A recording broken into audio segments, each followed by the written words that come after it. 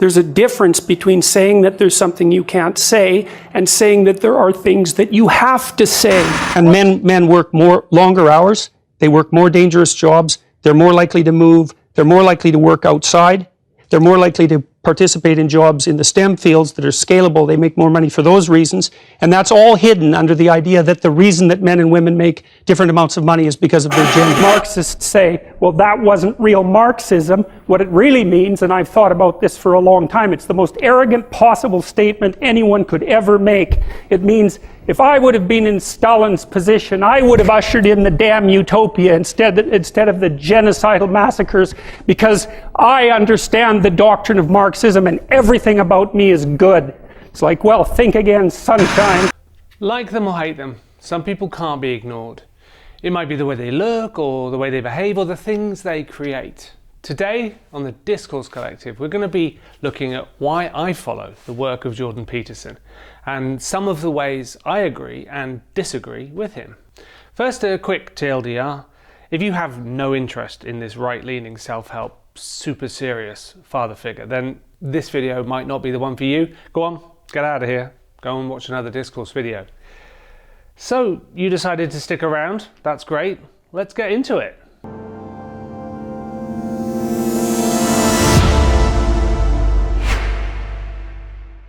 I first came to Mr. Peterson during his elevation from simple professor to anti-counterculture icon.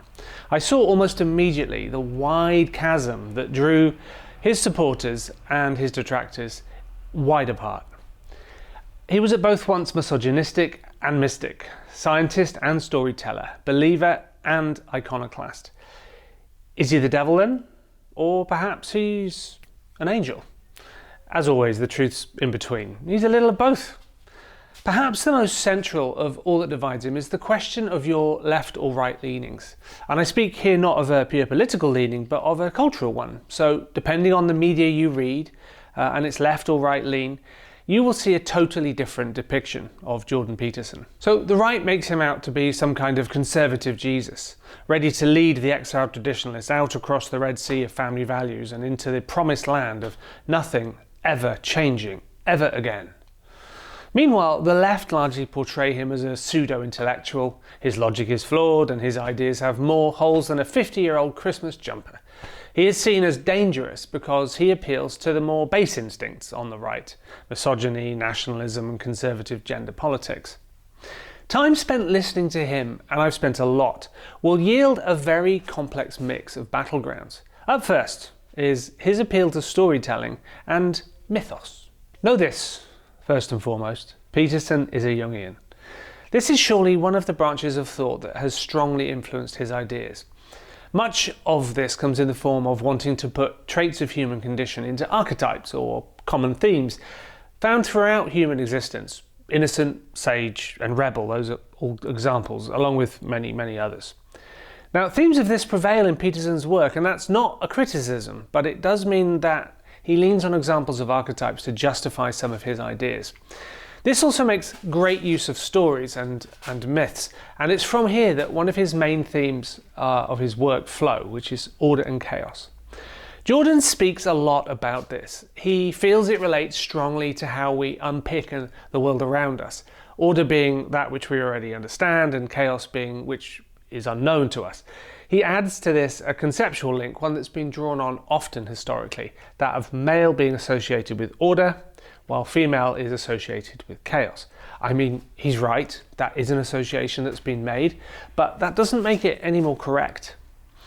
Remember please that much of what Peterson talks about when he talks about stories and myths come from a period of time when humans thought thunder was gods getting angry, and that hitting somebody on the head with a rock was a perfectly acceptable way to solve an argument. It doesn't mean there is no wisdom contained within. It just means that we have to very carefully examine the box that it comes in first. If you consume Peterson's content, it won't be long before you get the impression that he has some pretty far out there views on gender, race and patriarchy. I think it's worth starting with Frozen. Yes, Frozen. You know, the two sisters, the ice merchant, the cute little snowman, That Frozen. Peterson hates it. It literally makes his blood boil. Frozen was a good example. That was propagandistic right from the end to the beginning as far as I was concerned. You can say exactly what Frozen is about. So it's propaganda. It is at once both propaganda and ideological, but I think it's the way it twists the traditional story archetypes up and spits them out. Girl saves girl, the prince turns out to be well, I won't ruin it in case you haven't seen it. The point is, Peterson's worldview means that the princess needs to be saved by the prince, more or less. It's this kind of thinking that's led to many people calling for Elsa to come out as gay or bi in Frozen 2. Like, because she didn't have a love interest, it puts her sexuality up for adoption by whichever speciality cause wants to take the flag. It's a Disney cartoon, guys. Seriously, it's designed for kids. It conveys historical histories, myths, and social norms in cartoon form. This is why we can't have nice things. Disney, yes, has a specialist writing team. And Disney have come out with some incredible retakes on historical classics. And yes, Disney lean heavily on archetypes. I get all of that, and I get what Peterson is saying. But let's not forget, it's designed for kids. Disney's primary issue here is to make money. They're not trying to make a social statement or a political statement or any other kind of statement. They're just trying to take society and reflect it back so that kids have got something to watch on a Saturday afternoon. Anyway, all of this talk of Frozen leads onto how Peterson takes on two of today's biggest talking topics. Much of what is written about him on the left especially claims that Dr. Peterson is either racist, misogynist, or both. Now, it's my sincere belief that he is neither of these things, but he is willing to push ideas and say particular things that make it easy to build a straw man that looks a lot like him, or just simply misquote him to have that same effect. Peterson is fundamentally against oppressive totalitarian regimes. He resists identity politics. He hates being told what to think or what to say, especially by state apparatus. Now, if you think he's right-wing, by the way, these personality traits could hardly paint a more left-leaning picture of the man. And on to white privilege, something he calls a Marxist lie. This point, in a nutshell, on racism and white privilege as well, is that any statement that starts with all these people is inherently racist. All black people are ... or all white people are ... are racist statements, regardless of the content in which they are used.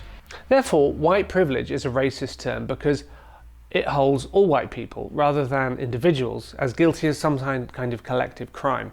Now, I would agree with that somewhat. All black people in the USA should be given the same educational opportunities as white people, for example, is a great idea in principle. But exactly which black people and exactly which white people?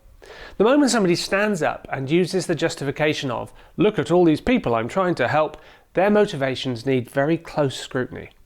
However, the statement, many black people in the world are denied access to the same education, job opportunities, health and legal and social justice as many other white people have come to expect, the underlying fact here is that globally, and nationally in many cases, white people have statistically better outcomes in all of those areas than black people from the same population sample. Once we state the same fact as all black people ... the point is lost, and it becomes a gift actually to those that would maintain that situation, rather than dismantle the aspects of society that perpetuate it.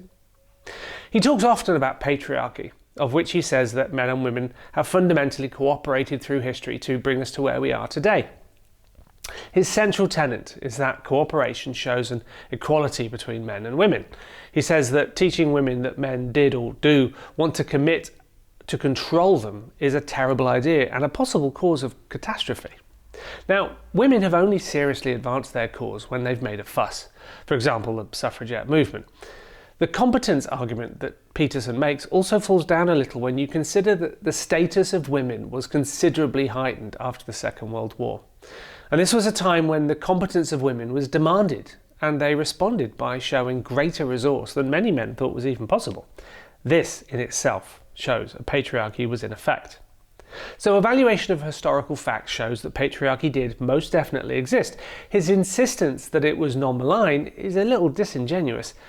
Men were not working side by side with women when they burned them as witches, or instigated wholesale rape policy in times of war, or stopped them voting, or owning property, or accessing jobs. He sidesteps several important current day facts too. US Congress is currently about 1/4 female. Only 4 of the 12 Supreme Court justices are currently female, and yet that same body will decide if women in the US have access to abortion. It's worth noting that this issue is more of a political ideology perhaps than a gender argument at this point. But the disparity between women who say they've been sexually assaulted, which we've talked about before on this channel, take a look at that video, and their ability to see justice is a clear sign that there's something still not right. His reasoning for the unequal proportions of men in positions of power, and the many types of jobs in general, is based on competence, which is utter hogwash. Has he seen the men in politics, in positions of power? Boris Johnson, Donald Trump, Matt Hancock. These are men there because of their competence? Sorry, Jordan, don't buy it.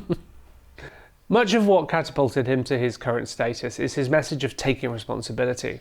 Aimed at young males, it's here that, unsurprisingly, given my own demographic, I have the most resonance with his views. Many young men are not always given the right tools and opportunities to grow into functional adults. The reason I feel this is an important message is that, in my totally unqualified opinion, women mature much better than men. They mature earlier and with a much better understanding of the sacrifices that must be made in life. Many boys are never asked to shoulder a burden and so don't really ever mature properly. His message here is traditionalist, and the point that these messages are stronger precisely because they are rooted in history is a good one. In previous generations, men were asked to carry more and earlier than they are now. Can you imagine asking the current generation of male fop-haired TikTokers to fight in the Second World War? We'd all be speaking German. So there we have it. Jordan Peterson is a man who demands the individual nature of our existence is taken seriously. He both at once wants people in boxes, in the form of archetypes, and out of boxes, where the individual is valued at their own level. Yet he rails against postmodernist neo-Marxists, whatever those are, who would, at some level, agree that the individual is all there really is. His language is protracted and precise, his demeanour sombre and serious. He is pointedly direct, and he doesn't really care if you don't like him. Whatever he is, he's worth listening to. I hope you enjoyed this episode of the Discourse Collective. If you like this video and subscribe underneath, you'll get to see more of our videos and keep up with what we produce. I will see you next time.